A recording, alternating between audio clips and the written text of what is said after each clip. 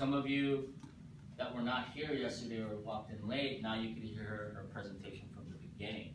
Now, we're at a limited time until 1 o'clock because she had a meeting this morning, and that's what it is when she's a leader and a manager of a company. So I'm going to let her introduce herself and take it away, and I'll give you. Thank you. Nice seeing you again. Good to see you. I'm going to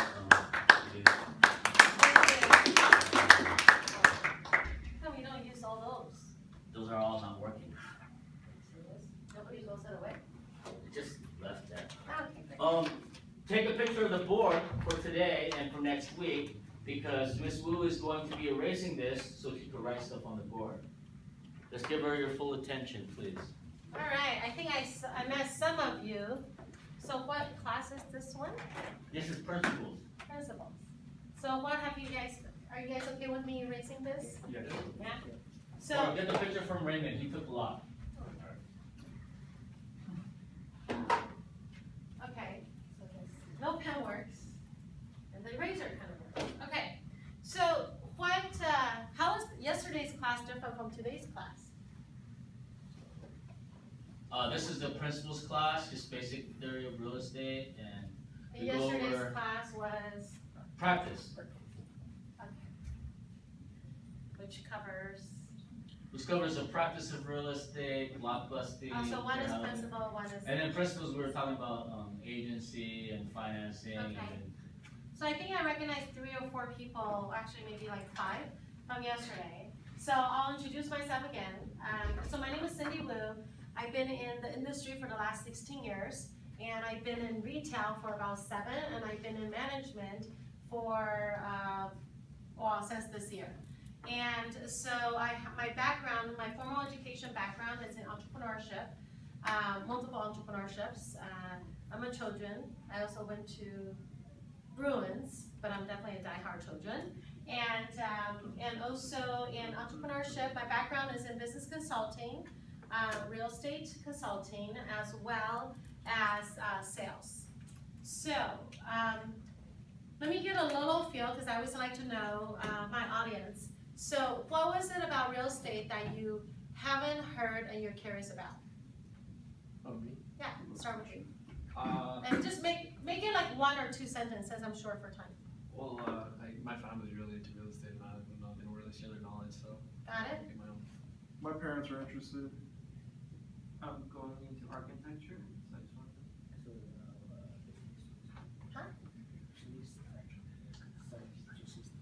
Okay. Yeah, I understand it in real estate. My dad does construction, so live houses. Okay. Okay. Do you have anything to share? Oh, it's your mom, right? Raymond? Okay. Raymond is your mom. That's why you're in this. Yeah. Okay. I'm just interested in how it works. Investment possibilities.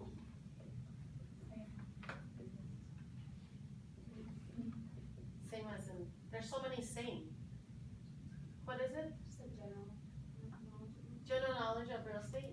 we get finance available.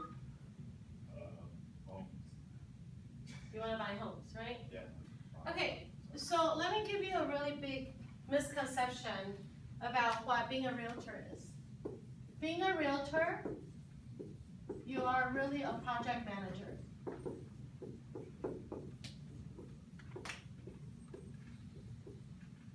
Is it about sales? Maybe. Having sales, would that give you more money? Maybe. If you don't know sales, or if you're not good at sales and you don't like to talk to people, can you make money? Yes. The answer is yes. Okay, as I shared with some of you yesterday, there's a million ways of making money in real estate. I was just covering I was in my office and teaching a class earlier today, and I was just kind of going over with the pitfalls of realtors, or being a realtors. And I think a lot of you actually have heard me, I kind of go over really, really fast, really briefly yesterday. For those that was here yesterday, how many people can actually remember what are the pitfalls of being a realtor? Or did I I even cover that yesterday? Was I in Glendale? I don't remember anymore. Did I cover pitfalls? I Yes, did. Donna, can you please answer Ms. Wu's question? So all those, I remember your faces. So what are some of the pitfalls of being a realtor?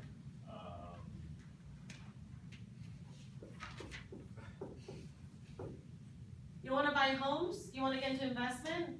So if I was gonna write down why are you guys here, will be you're interested in real estate or real estate. Okay, you wanna know about investments. And you want to make money. That's the summary I heard. And knowledge. But what's your point of having knowledge? What do you wanna do with the knowledge?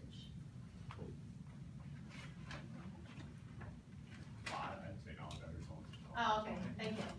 Okay, so what are some of the pitfalls of being a realtor?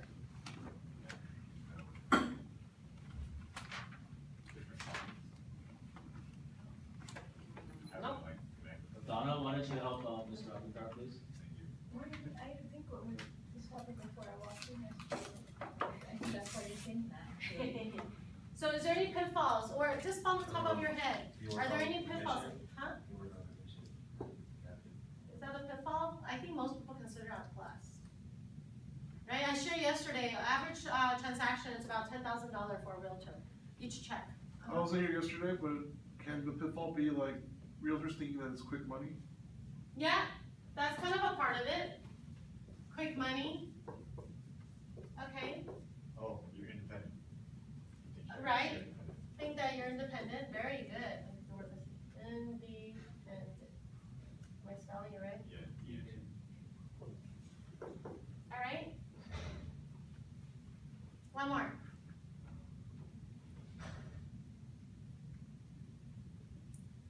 Anybody can think of anything? I'm gonna talk about the first one, the second one, and then I'm gonna actually talk about the, and then maybe the third one will pop up. So a lot of people think it's quick money. Most realtors that you see have a curve like this. So how many people know realtors? Okay, a few of you. Tell me about what you know about. Are they doing well? Are they stable? Do they look stable? Or what's their life like? He's a really good realtor, Okay, makes a lot of deals. okay. So they look successful to you, Yeah, they're basically. successful. Do you know anything else about them? They work with Keller WIlliams. Okay, great. I'll talk about that today because I ran out of time yesterday. Okay? They seem to have a pretty normal life, like steady. It's like nothing too flashy, nothing too Okay, low. so you think they're stable? Okay, and successful? Okay? Okay? Realtors work an unbelievably amount of hours. They have Okay. their own hours and they're constantly working, marketing, promoting themselves by handing out business cards. They love to talk to you, essentially. Okay? Good job, Michael. I'm very impressed. Donna, you need to catch up. All right? I saw one more hand, there was 4 hands. Okay? They can be very manipulative. You think they're manipulative? In what way? They can make a good deal, bad deal sound good. Okay. Wow. I know, that might be misspelled. Ignore this misspelling. Okay, so that's your misconception. So actually last night I was taking the NAR Code of Ethics and I talked a little bit about that yesterday. The NAR Code of Ethics, for those that wasn't here, okay, so you can call yourself a realtor if you belong to NAR. And by belonging to NAR, you agree to NAR Code of Ethics. So they just approve something. Every 4 years, you have to take the NAR Code of Ethics. And for this round, it's due December 31st, 2016. And that's how I was taking it. So the Code of Ethics was actually established in 1913. Actually, no, I'm sorry, 1978. But NAR was established, I believe, in 1913. Okay? And the reason when they first got started, they really did not, like you said, the industry was a lot of shaky business, especially in California. There was like the gold era.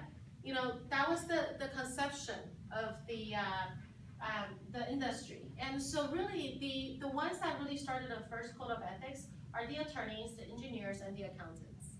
And besides those three, realtors are the first ones to establish the NAR code of ethics, okay? Which was actually developed in 1978 by the executive vice president of NAR. What that means is we actually follow by ethics. We look at the client's interest as the first priority. Just like a lawyer, just like, you know, a lawyer client privilege, you actually have obligation to be ethical, okay? So that's a really big thing. So the reason why I asked, what do you think about realtors? Because some of the misconception is, like you said, quick money, independent, that's what I said yesterday, is stable. How would it be stable? If I give you okay, let's just say all of a sudden you got a check for $20,000. What would you do with that money? Do you think you won the lottery?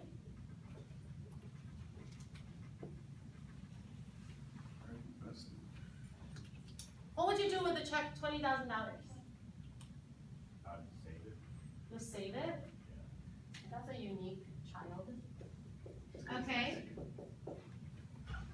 You would save it. Okay. I would budget it out until I feel like I make my next sale. Okay. I think you guys will make great realtors. Okay, budget it out. Okay. What else? Keep the money flowing. Keep the money. You try to tell me you got a check for $20,000. You're not gonna say, hey guys, you're not gonna call up your friends and be like, hey, let's go out. No, I Because I mean just made like $20,000. investments. Huh? Keep the money flowing in terms of investment. Okay, so keep it for investment. So how much of the money are you gonna spend then? You have gas bills, you have food bill, you have rent or mortgage. How much are you gonna spend? Probably up to $15,000. You'll spend $15,000 and keep $5. Okay. I can do okay with 5. Okay, so you'll actually spend. Okay. This is a 5,000. monthly check, right? I can do okay with 5. Huh? If this is a monthly check, I can do okay with 5. But when I'm turning in, I'm expecting returns on investment. Okay. So I'll get So more. you'll buy into investments. Let me tell you statistically, the biggest downfall for realtors is usually they're living in a curve. Okay? And I mentioned a little bit about this yesterday, is that when you're a realtor, that when you get a check, $20,000, well, let's just say the average. Los Angeles, okay, the average is $500,000 for a home. Your check is $10,000. After split and everything, well, let's just drop it down to 5. Okay? Fees and so forth. Just so you know, it costs about $2,000 after you get your license to be a realtor. So start saving. What are you paying for? You're paying for MLS fees. You're paying for association fees. You gotta pay fees to get to take the test. Take test. You gotta pay for your Supra. Okay, or your key. You gotta pay for memberships. Okay, just so you know, your starting cost to start your own business in real estate is about $2,000. Okay? So, it sounds like a lot, but you kind of pay increment a little bit. I would say, as soon as you become a realtor, you go to a association, you pay all the dues, you get your key so you can go open doors, and everything else is probably about $1,000, give and take. Okay, so you gotta prepare for that. So start saving. But most people, when sometimes between the average, when you go from 0 transactions to your first transactions, if you're lucky, you could go faster, right? You guys can start lead generating now. I would say usually it's about 3 to 4 months, if not 6 months. If you have rent to pay, so usually one of the questions I always ask when I sit down with somebody, and when they're coming to my office about potentially joining, I always ask them, how long can you survive without getting paid? And they'll tell me, 3 months, 6 months, ooh, no, I need to get paid now. Then I'll probably say that you either work harder or you need to figure out ways so you're not starving. So many realtors, right? All of what I shared yesterday, NAR has 1.2 million realtors. Okay, all of that, our average office only has about 30, I would say about 50% producing agents. Maybe some is 60 if you're like highly effective office. Producing agents. What does that mean? That means all of maybe like 180 agents. Okay, only, okay, there's 100 people, no, 100, let's just say 120 people that's not getting money. No money through real estate. How many people is making money? Maybe 60. That's based on the 30% conversion. Okay? So normally, when you look at 1.2 million, does somebody have a calculator? Out of $1.2 million, only 20% of the people make money. I don't know what that number is, but probably around 200,000. Never mind NAR, let's just look at CAR. CAR has 160,000. So can somebody multiply that times 20%? That's how many people's making money. Why is that? I know how to calculate this. Okay. It's about 3,200 along with 20%. He was closest, 32,000. Oh, it's 32,000. So it is 32,000. I knew it. If you do the math,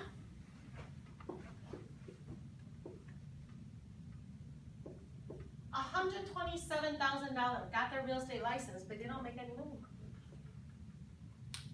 Why is that? It looks so easy. All we have to do is go show homes.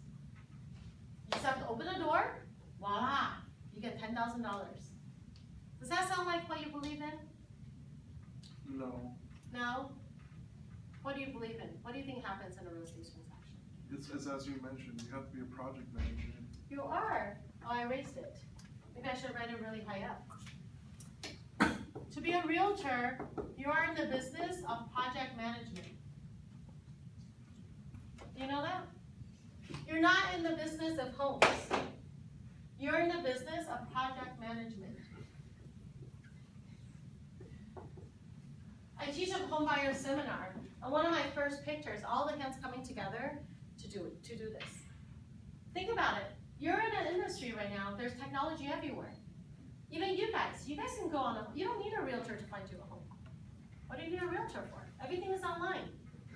There's so many apps out there, and you can go on Realtor.com, and that's a source I recommend. Just so you know, a lot of people go on Zillow. Zillow does not have up-to-date information because they're not a brokerage. So you might see a property that's for sale, but it's not really for sale. It was sold 2 years ago. Okay, so Zillow informations, I mean, they do awesome in marketing, but they are not, their information is not updated. So I have to have people who look at Zillow and they'll say, hey, what about this house? What about that house? Well, it's not for sale. That was sold 2 years ago. So if you want to go on anything, go on Realtor.com. Okay, and you see lots of ads.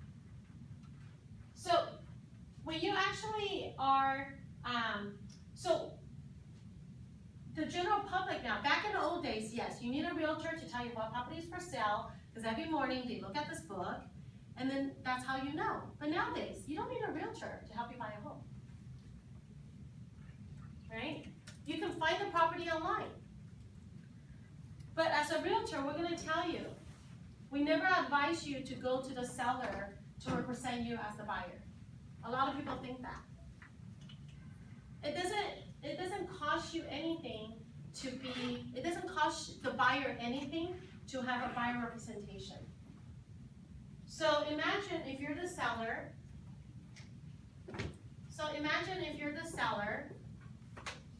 And I am the agent representing the seller. Okay? And here's the buyer. And let's just say you have an agent. Just so you know the way it works, when we go get a listing, we get a listing either 5% as a norm. Well, actually, sorry. Well, I'm not gonna lower your standards. I'm gonna erase that. When you're representing the seller, if this is over your, overwhelming for you guys, let me know. So just so you know, when you actually get a listing, when you actually go and do a transaction, we always say listing is the key, because listing allows you to leverage yourself. You can have 100 homes for sale and you're fine. You can handle 100 properties and you might get an assistant to help you with that, but you can manage 100 properties. But as a buyer, you only have 24 hours in a day. If you sleep for 8 hours, you work for 8 hours, you rest for 8 hours, you only have 8 hours in a day. To take somebody to go show properties, it's gonna take you at least 3-4 hours usually, right? Because each home, you gotta drive there, you gotta walk in, you gotta open the door, they gotta look through it. 15 minutes is considered pretty fast for a buyer to look through a home. Then you gotta get in the car, you drive to the next home. So in 2 hours time, you can only show 1 client. So if you take 8, that's 4 clients a day. Versus if you have 100 listings, you could have 100 listings, because you know what? They're sitting there, they're not going anywhere. It's online, they're selling, right? That's how you leverage your time. So when you actually go and go to a listing presentation, you actually get the seller to commit to you, say, hey, you know what? I'm gonna hire you to market my property. Why does somebody hire you? People are hiring realtors to market the property for them, and also to give them the expert knowledge to analyze the home on how much it should be sold for, right? Because what are the kind of properties that you see out there? Besides foreclosures, besides short sale, you see property that's on the MLS, which is on the multiple listing service. You also see property that's for sale by owner, right? And then you see properties that's expired. In other words, they were on the multiple listing service, but they really didn't sell. The only reason why any property does not sell is they're overpriced, right? Just like this thing here. If I said $100, how many of you is gonna buy it? Maybe 1, maybe 2. But if I said, you know what, this is 50 cents. How many of you is gonna buy it? Even though you don't need it, because you're just buying it because it's a good bargain, right? It's the same concept. So when you go for listing presentations, the agent, usually the commission, the average is supposed to be 6. I used to get 7% commissions. I would say between 5 to 6. You always aim for 6. Okay, what does that mean? That means the seller, agent, get 3%, and let's just say it's 6. The 3% goes to the buyer's agent. Okay, so in every country works a little differently. If you go to Asia, actually the buyer pays the seller and the buyer. The buyer's, if you go to Asia, the buyer is responsible to pay the buyer's agent.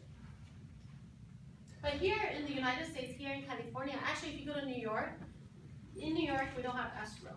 In New York they use attorneys. Okay, so every state is different, but here in California, when you actually go out to get a listing, you're at when you go out to get a listing, let's just say if you are the seller, when I go get a listing, the commission belongs to me.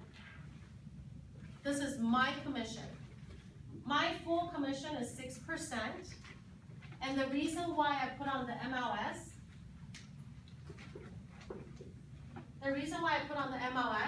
is that I am sharing whatever percent. You can even do 2.5 to the other side.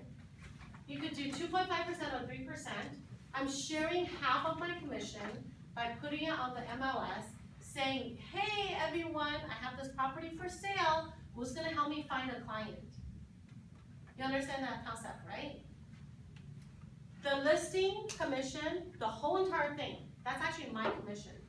I am just sharing, I either think I can find my own client, which sometimes people think is not necessarily ethical, right? Or we actually, you know, you can exclude it from the MLS, and some agents do try to find their own client to double end the deal. We call that double end. So you get a full 6% commission instead of just half, just one side.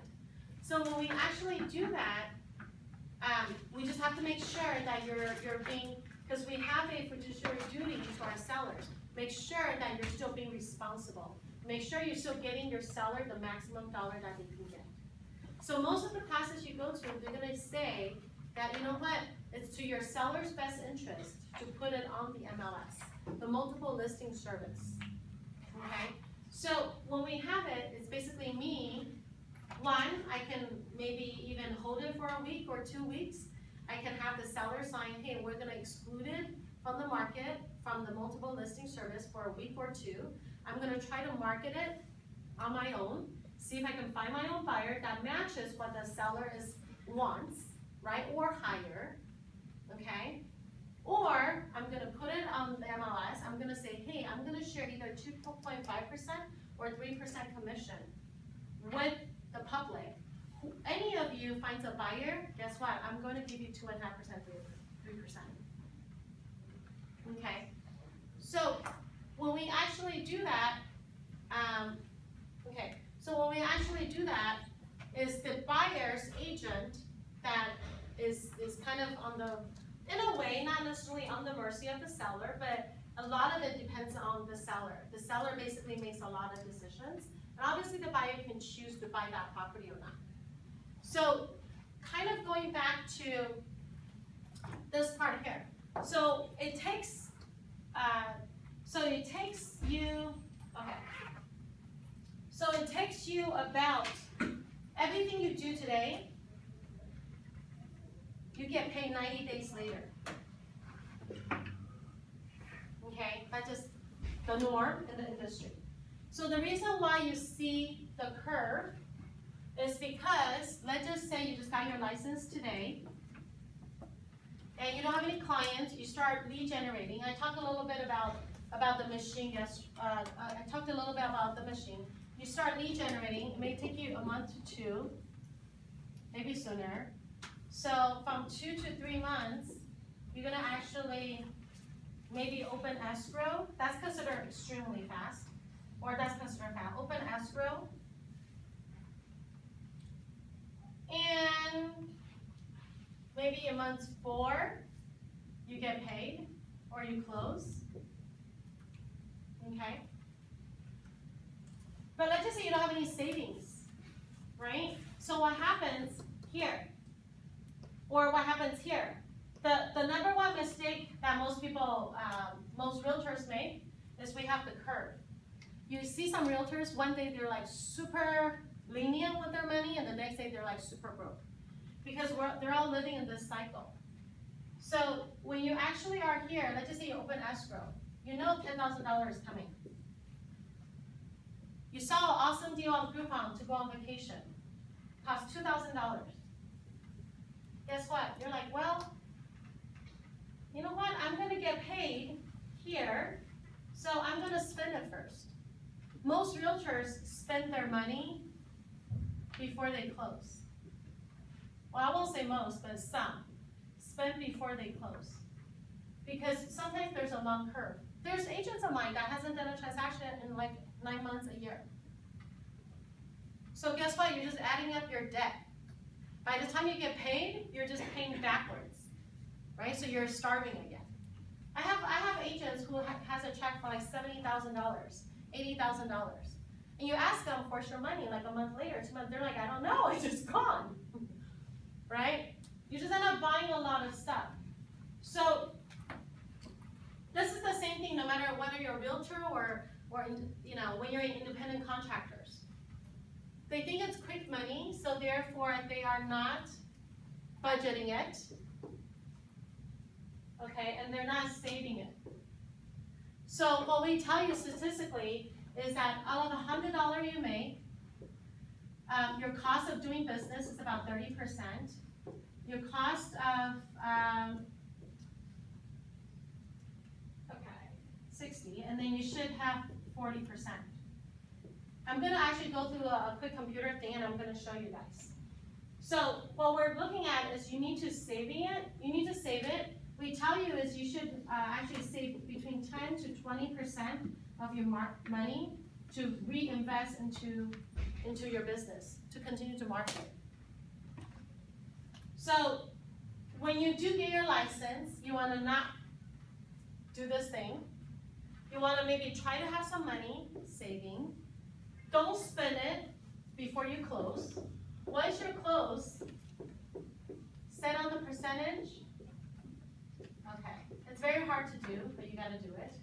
Otherwise you'll fall into this, one day you're super rich and one day you're super broke. So usually what realtors do is they lead gen, they get into transaction, they start doing the transaction, they're not leveraging assistants or transaction coordinator, or they are, but they're very involved in their paperwork. Because remember, what are we in the business of? We're in the business of project management. To close a file, okay, to close a file, it's about this much paperwork in real estate. So I said earlier, you don't need a realtor. Why does a buyer need a realtor? A buyer needs a realtor to help them through the project management side. And why is it that I start talking about this? Because it doesn't cost the buyer any money to have their own agent representation. Because who is giving the agent the money? The seller, right? So some states it's illegal, in California it's illegal. The seller is giving this agent 6%. This agent is sharing with this agent, right? So if you have the buyer, if the buyer is representing, if this agent is representing both the buyer and both the seller, how does that work? Do you think they're going to be more towards seller, or you think they're going to be more towards the buyer? If the seller said, you know what, I'm not going to reduce my price. Sorry to interrupt. No, it's okay. So Donna, what does that sound like? If the agent is representing seller and buyer, what is that terminology? Dual agent. Very good. You just redeemed yourself. Thank you for redeeming yourself, Donna. It's called dual agent. It's very difficult to be dual agent. For me personally, lots of people do it because they want to earn the whole entire amount themselves. For me, it's very difficult because I'm a negotiator. It's very difficult for me to come to the seller and say, you know what, my buyer's not willing to reduce. Or let's just say we're asking money for repairs, and the seller wants to give $3,000. My buyer wants $6,000. For me personally, and I have my background in Asian, so I negotiate a lot. And so for me, it's very difficult. I feel like I'm having an internal struggle. I'm negotiating with myself here, right? Even though the seller and the buyer makes the ultimate decision, but you as an agent, as their consultant, you're representing them. You're giving them feedback. You're giving them suggestions. For me, I always find that difficult. So whenever I do have a listing, I usually ask one of my associates to represent one side, to represent the buyer of my listing. Because it's very difficult for me to be like, no, they can't do 3,000. But your bottom line, because you want 6, but your bottom is 5. So I'm gonna be like, no, I'm sorry, they don't want to do that. They want 6. So, and then I gotta go to you, no, I'm sorry, they only want 3. Who do you think they're gonna be more loyal to? This is at least what I tell my buyer, right? Who's paying my fee? When you're an agent in the middle, you just want the deal to close. You just want to, to me it depends on the person. I'm not saying this as overall, but you probably end up somewhere in the middle where he's happy, he's happy. But you know what? If I would just represent you exclusively, I'll bet I could probably get the 6,000 from him because I'm going to be negotiating with another agent, and I'm going to say, you know what? My buyer's willing to walk. I play hardball a lot when I negotiate, and I will say, you know what? My buyer's going to walk if you don't get the 6,000. But if I represent you and you, it will be, I'm not going to say that. Well, I probably won't. I'll probably be like, well, how about 5? How about 5? How about 4,500? Let's be a happy medium. You know what I mean? So, yeah. you say your duration, you give,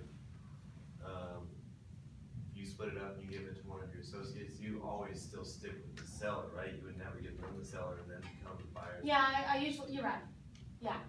You just have, I usually give it to another one of my, I mean, you can, this is real estate, you can do anything you want. I mean, not anything, but you can structure your business any way you want.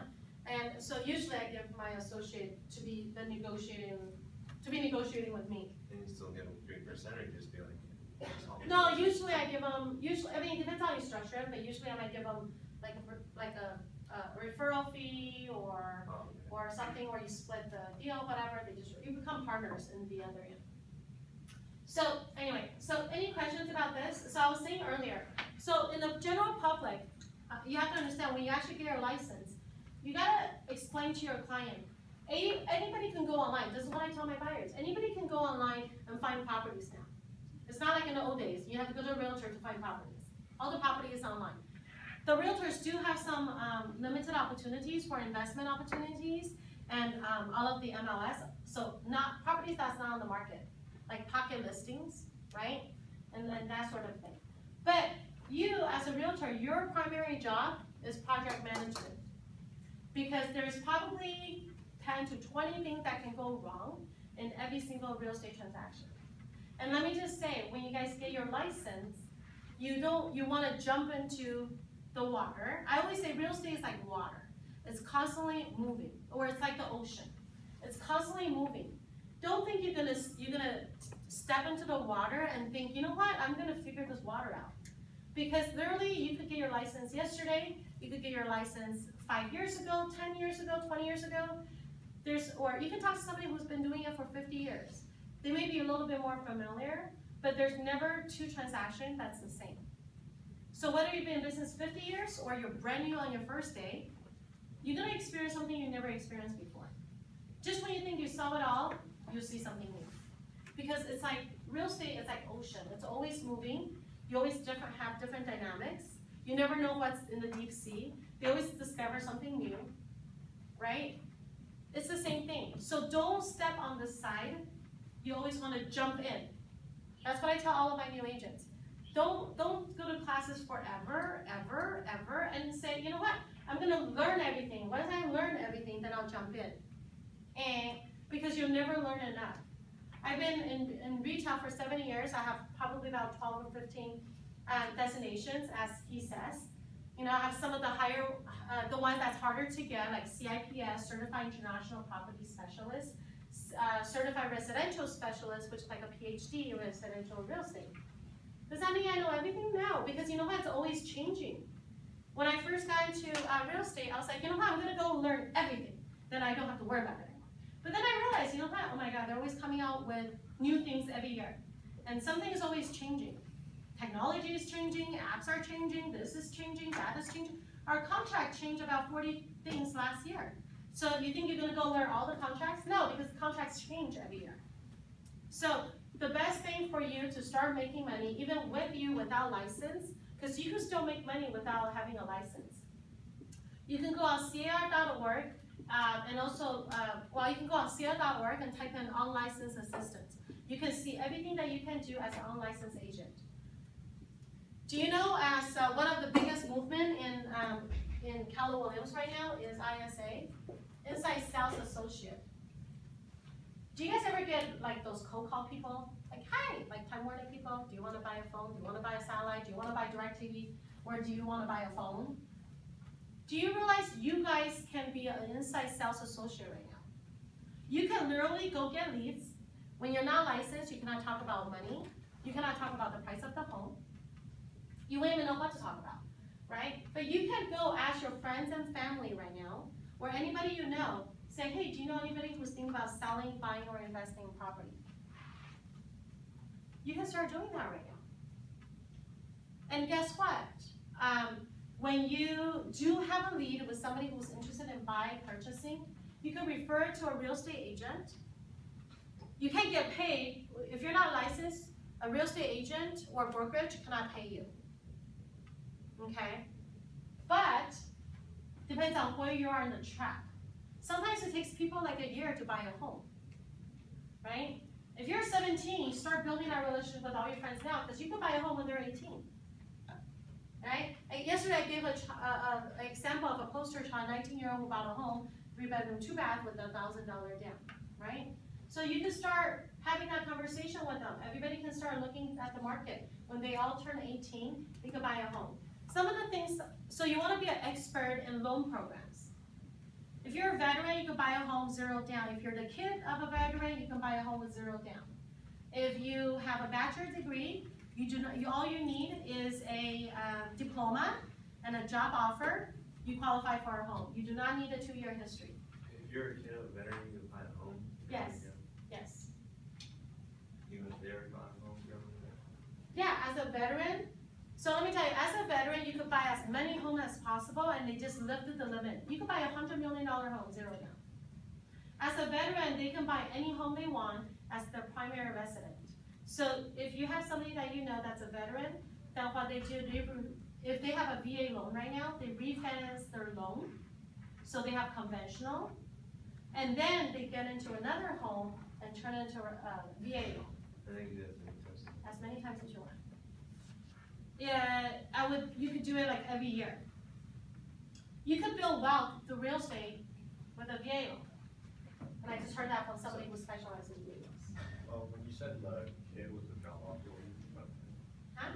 when you said the 0 down for a kid with a job offer. Yes, if, like, for example, banks like Wells Fargo, you guys are okay with me raising this? Okay, so banks like Wells Fargo, if you have anytime if you're a doctor or a lawyer, it's called a professional loan. You do not need work history to qualify, it's automatic. If you have a bachelor's degree with all you need is a diploma and a job offer, you do not need the 2-year history. So if I have a job right now, I get a bachelor's, does that mean I can qualify? Yes. Is that just with Wells Fargo or? No, there's a lot of banks that do that.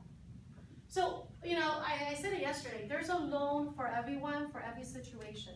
Whether you get money, cash money, pillow money, whatever way you get your money, there's a loan for you. There's a loan, you can qualify for everything that's out there because maybe the interest rate will vary, but it doesn't matter. Everybody qualifies for a type of loan somewhere out there. So I kind of talked about the quick money, right? So you gotta save it, budget it, and keep it for investment. The next thing is independent. I talked about it yesterday. I'm gonna remind everyone again that you have to hold yourself accountable. If you decide to get into real estate, you gotta find a partner who's gonna kick you a few times a day. Like, hey, what we tell everyone, and you guys can start doing it now, you gotta lead generate however you lead gen. Cold calls, door knock, however you lead gen. You lead generate 2 to 3 hours a day. You don't need to do anything else. That's your entire job. For you to make $100,000 a year, if you just do 2 to 3 hours a day, lead generate, and you delegate it, give the rest of what you do to somebody else to handle it, you will minimum make $100,000 a year. If all you do every day is just, you know what, if you're good at call, there's 100 ways of making money, or lead generate. Let's just say if you're good at making phone calls.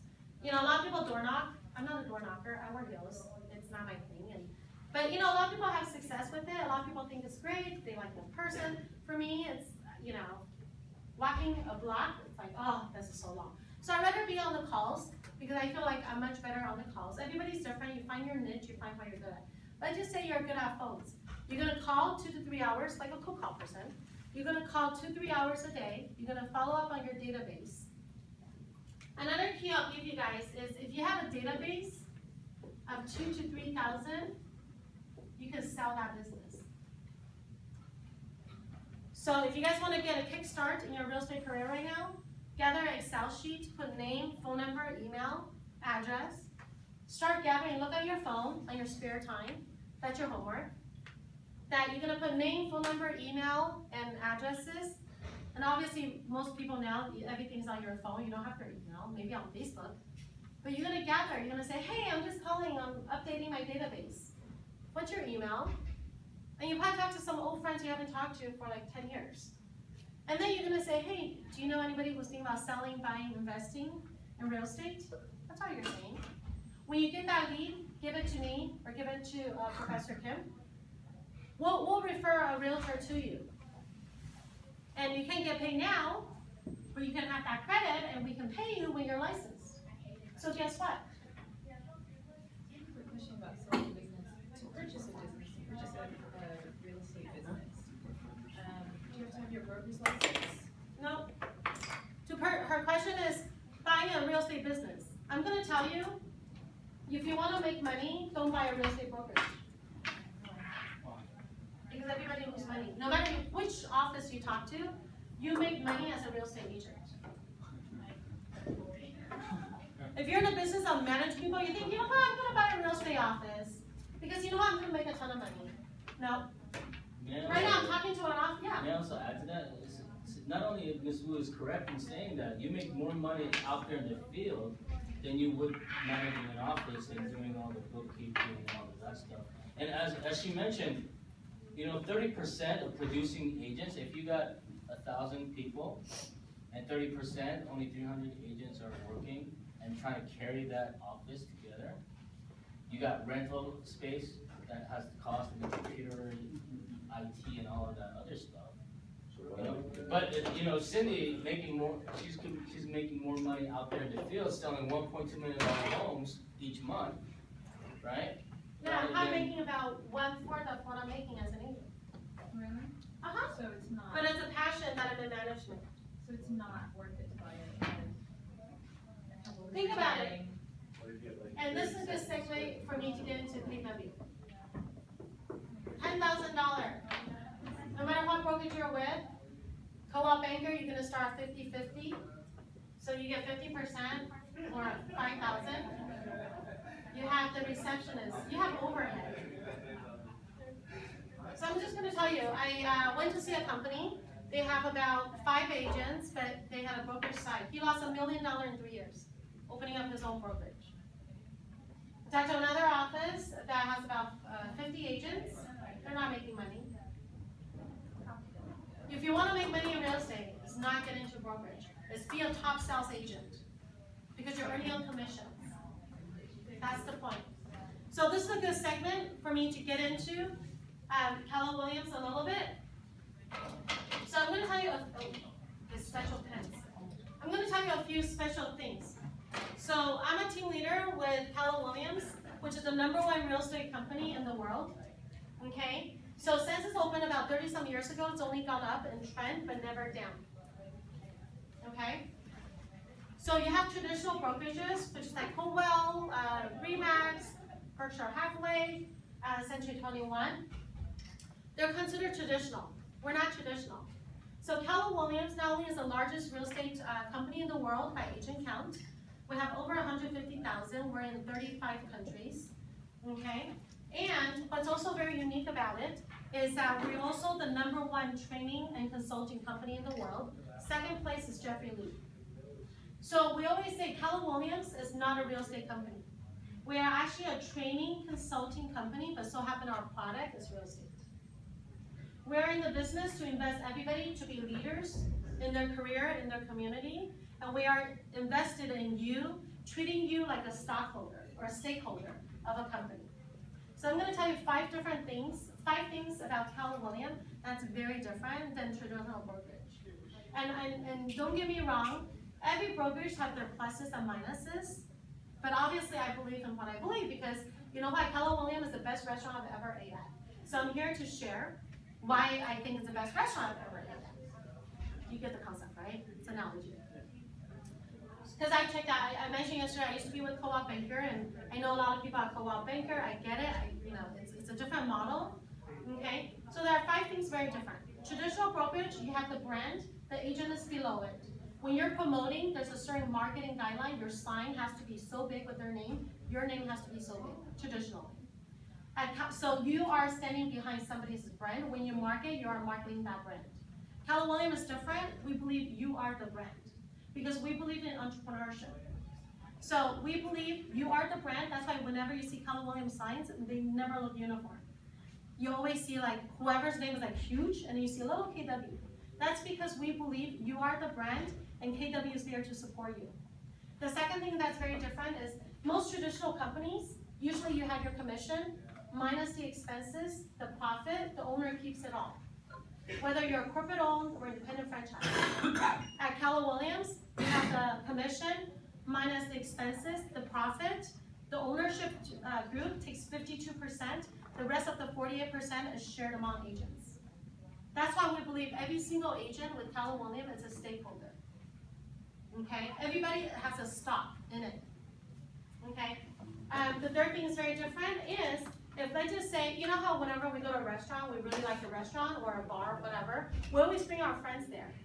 Traditional company, if you ask your friends, hey, let's go to a restaurant, let's go to that restaurant, you don't get anything from that restaurant besides, hey, everybody had a great time, right? At Keller WIlliams is different. We believe that, you know what, because if you like the company, if you like the culture, you like the philosophy, and you bring somebody to it, you can become their sponsor and you can get profit share, which is considered a 401k. Because in real estate, Cindy, we got 2 minutes, I'm sorry. Yes. Next No. class is coming in. okay, because in real estate, there's no 401k, there's no IRA. Once you're with Keller WIlliams 3 years, you're vested. The profit share, you could pass it to your kids, grandkids, whoever it is, as long as you pay the $25 a year. Okay, so you can, anyway, so you're considered a stakeholder. I'm gonna take a picture and selfie. And then the fourth thing that we're very different is we have a culture like family. So a lot of traditional company, depends on which one, because every office is different, that you might hear says competitiveness. If you ask somebody a question, they may see you as a competitor. At Keller WIlliams, because we have the profit share, 48% goes to the agent. So the more money the office makes, the more everybody else gets. So because of that, we encourage each other, we treat everybody like a family. So every year there's 2 national conferences. There's a mega agent in Austin, Texas, and next year is Family Reunion in Las Vegas. About 20,000 people that go there. So it's very family oriented. The last thing I'm gonna mention, how Keller WIlliams is different, is that we have a cap.